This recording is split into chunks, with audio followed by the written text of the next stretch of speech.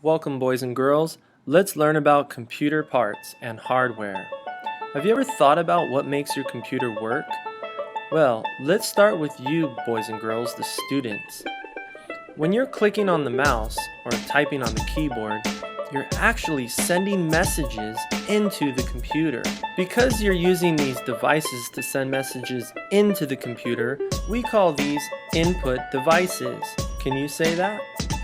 Input devices. There are many types of input devices, but the ones you're most familiar with are the mouse and the keyboard. There are also output devices. For example, the speakers you're listening to my voice on are output devices because the computer is sending a message to the speakers and then the speakers are playing that message. So what happens when a message enters the computer and where does it go? The messages enter into what's known as the motherboard. Here you see the motherboard with all of its parts and components. You can think of it as the heart of the computer. Much like your heart is connected to all the other parts in your body, the motherboard is connected to all the other parts in the computer. There are many ways for messages or information to enter into the motherboard, as you can see here. These are all different kinds of ports where information can enter into the motherboard. Today we'll be using a USB port, since we have a USB keyboard. When your messages enter the motherboard through the USB port, they are stopped by someone called BIOS. Think of BIOS as a traffic cop. BIOS's job is to make sure that everything is organized. It controls who's going in and who's going out.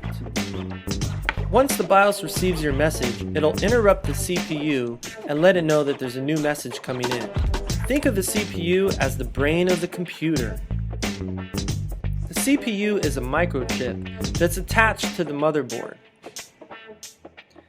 CPU stands for Central Processing Unit.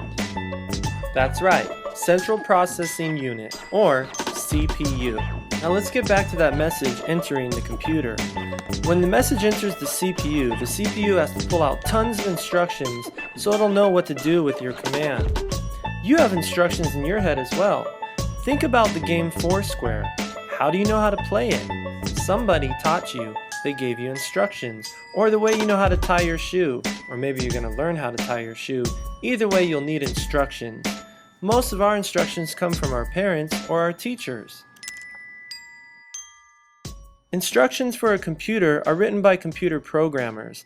The instructions are written in programming languages like Java, C++, and Python. These instructions are then compiled or transformed into zeros and ones so the computer can better understand them. But that's way too much information for the CPU to store. That's where RAM comes in. RAM stands for Random Access Memory. RAM is like keeping storage bins close by so you can access things a lot easier and quicker.